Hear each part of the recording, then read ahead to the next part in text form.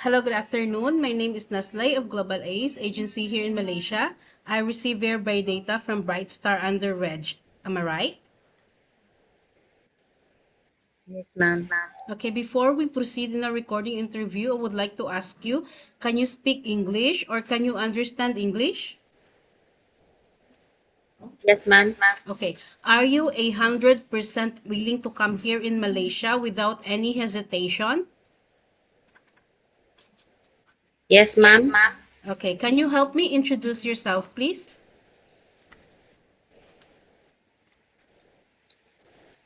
My name is Mainlyn Dile, 34 years old. I live in Piñamayong, Capiz, married with two children, aged 16 and 15 years old, and a high school graduate.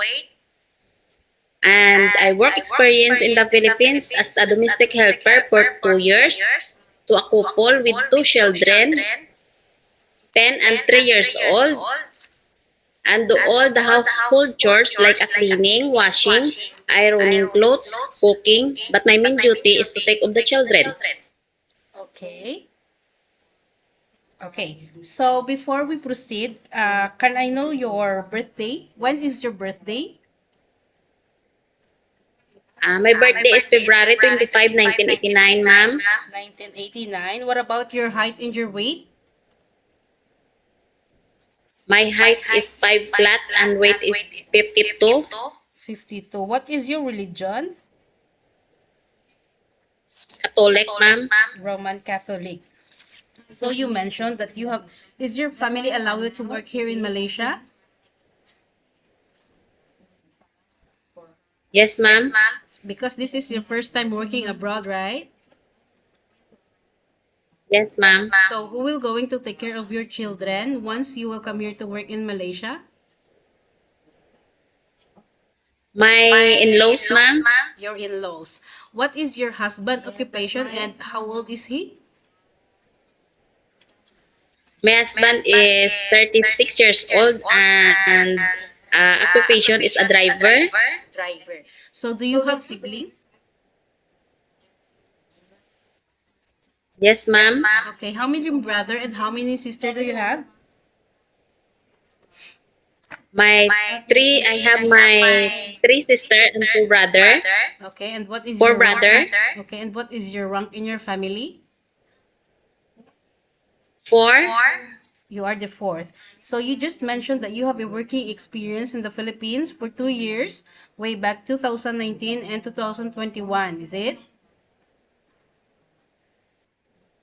Yes, ma'am. Okay, so why did you stop working to your previous employer? Why you didn't continue? What happened? Ma'am. What happened? Why you stopped working to your previous Ah, employer?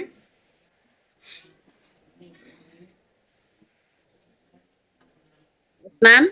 Okay, what happened? Why you didn't continue to your previous employer? Why did you stop working there? Ah, ma'am, I have my own small business, ma'am, and now I have none na, not. Not. Okay. So in your skills, can you do a general house chores while taking care of children?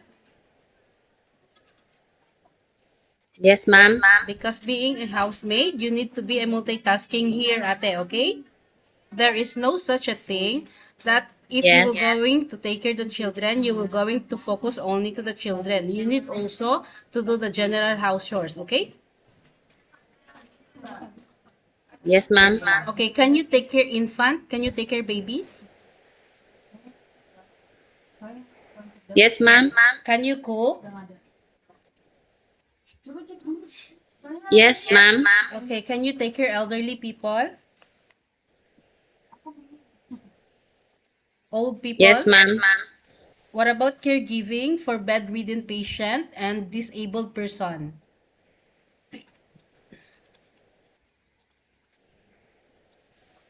Yes, ma'am. Three. So are you afraid of any pets or dogs? No, ma'am. Okay, so can you take care pets? Can you Again, take ma'am. care can you take care pets? No, ma'am. No, you cannot take your pets? Yes, ma'am. Okay. So are you aware that you have a 2 years contract and you must finish it? Yes, ma'am. What will happen if you will break your contract?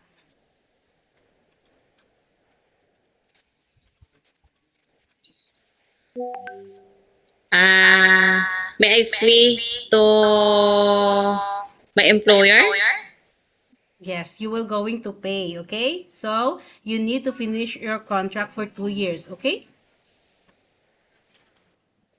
Yes, ma'am. Okay, so are you aware that you have a once a week day off? Yes, ma'am. Okay, if employer will not give you off day, but employer will pay your salary, is it okay? Yes, ma'am. Okay. If employer will give you off day, but employer asks you to stay inside the house only, it means you cannot go out on your off day because of the virus. Virus 19 is still existing, is still contagious. So is it okay that you will stay inside the house on your off day? Yes, ma'am. Yes, Okay, are ma'am. you sure?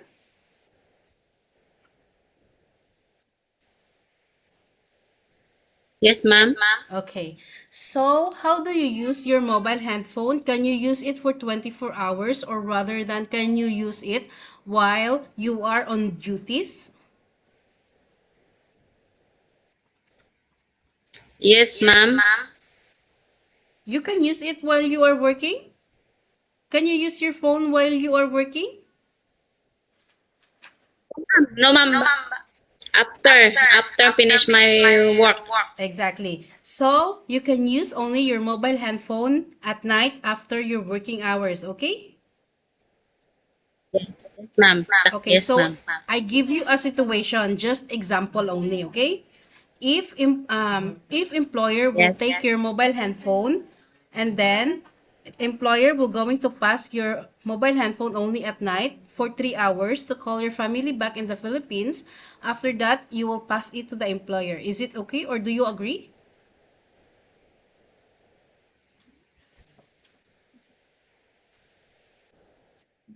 Yes, ma'am. Okay, I tell you the reason why. Because some employer take the mobile handphone because later you cannot control using of mobile handphone at night. After that, on the next day, you don't have the energy to work and you will be sleepy. Hey, so is it okay with you? Yes, ma'am. Okay, so it is your first time working abroad. How will you gonna handle your stress and homesick problem? Because normally this is our problem, homesick. So how will you gonna handle this homesick problem? Mm, may I focus to work, ma'am, and enjoy it? Okay, are you sure? Yes, ma'am. Okay. So lastly, what is your purpose of working here in Malaysia? Why did you choose Malaysia instead of other countries like in the Middle East, Singapore, or Hong Kong? Why Malaysia? I think Malaysia is a nice place, and to all here is the employer is nice, and may I confidence for going there because Okay. my sister-in-law Okay, so you have is sister-in-law going here in there. Malaysia? Okay. Yes, ma'am. But Which now place? is come back here in the Philippines. Oh, okay. So is she still coming back here? Yes, ma'am. Okay. So I think that's all for now. Thank you for your time. It was my pleasure meeting you, but please stay connected through WhatsApp because agents here in Malaysia will going to contact you to conduct an interview together with the employer, okay? Yes, ma'am. Thank you Thank so you, ma'am. much and have a good day. Bye-bye.